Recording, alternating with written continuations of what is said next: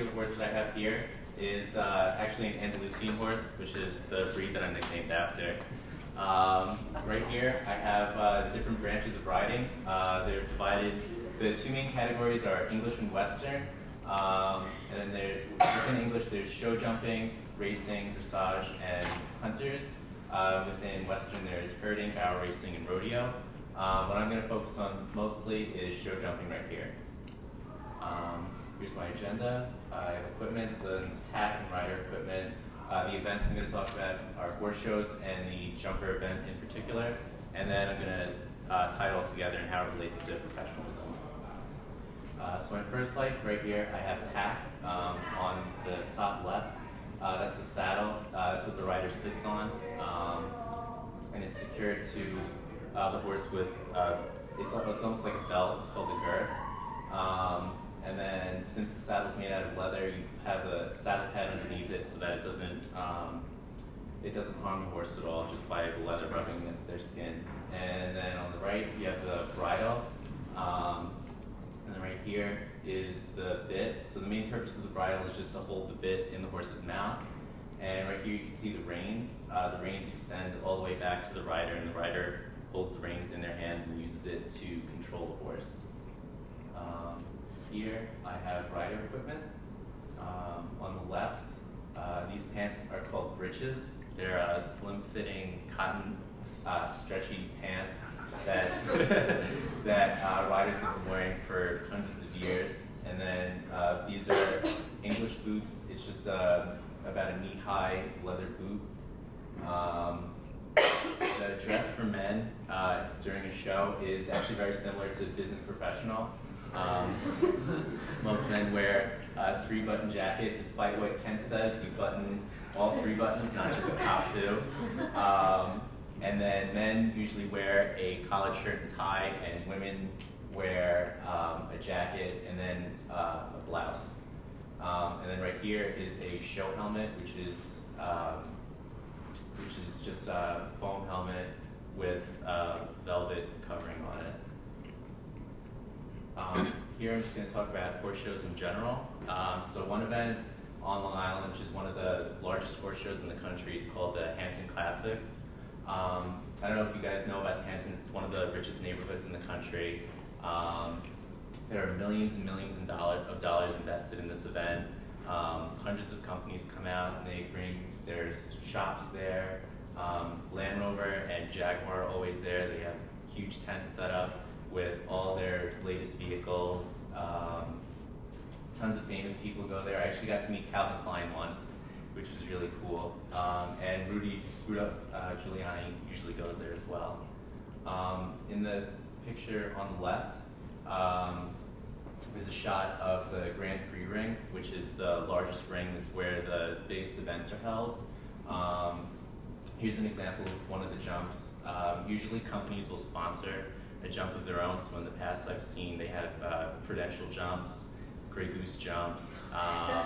There's just tons and tons of sponsorships involved in this. And then in the background, right here, you can see this is the VIP tent. So there's lots and lots of wealthy people there. If you walk by, there's an American Express black card on every table, basically. So just lots of money invested in it. One of the specific events in show jumping is called jumpers. This is an event that I compete in mostly. Basically the way the competition is held is right before, about 5 or 10 minutes before the competition, you're given a piece of paper that looks like this, and that's basically your course. So you have to memorize that, and you have to go in the correct order. And the way you're judged is whoever goes through the course, the whole course the fastest, with the fewest faults wins. So faults include knocking down a jump, and if your horse refuses to go over the jump, that's also a huge fault. So right here, this is actually a really difficult course, and the way you're timed is there's a laser sensor that goes across over here, and you walk into the ring on this side, and then you start your course when the judge blows the whistle, and then you cross the line and go through the course, and right here is the final jump. And then once you cross that jump and pass over the sensor again, the timer stops and you exit the ring. Here's just an example of one of the jumps. This is actually a water jump. So there's no actual, most jumps have a pole in the air that you have to jump over. This one actually doesn't. You just have to jump over, it looks like a 4-foot wide channel of water that's probably half a foot deep. Jumpers continued. These are actually a couple pictures of me jumping that you can find on Facebook.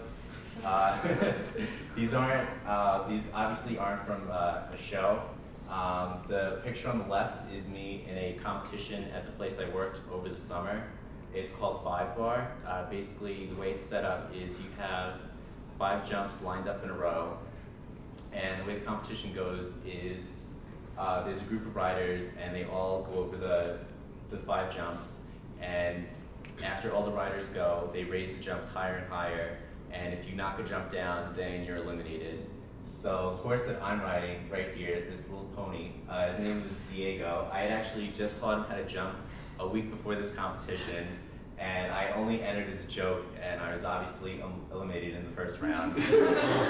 But it was still a lot of fun.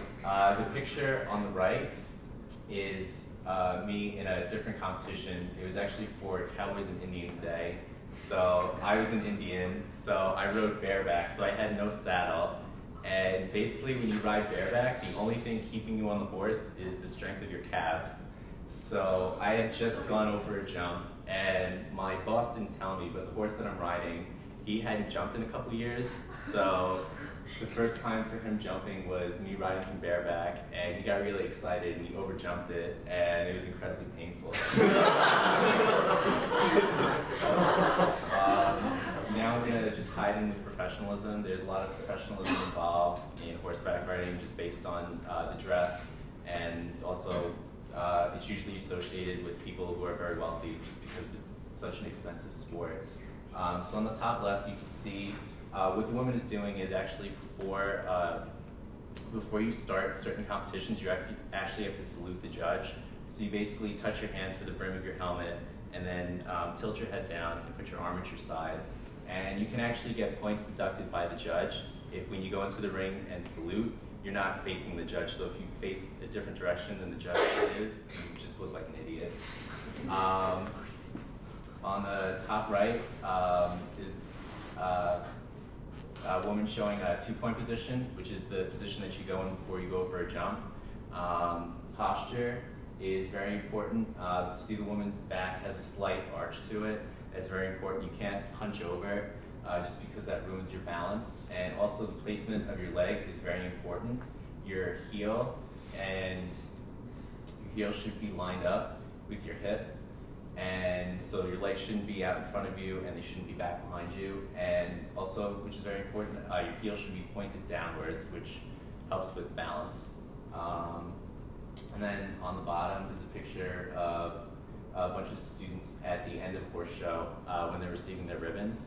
Professionalism is very important when ribbons are handed out, because even if you don't win, you're supposed to be very professional, you know, no crying or sobbing. I've actually seen trainers at events where if their student doesn't behave professionally, if they lose the show, I've seen trainers actually yell at their students afterwards just because it reflects poorly on you, it reflects poorly on your trainer, and it reflects poorly on the barn that you represent. And for my last slide, I have a quote that I found. If your horse says no, you either ask the wrong question or you ask the question wrong. Okay.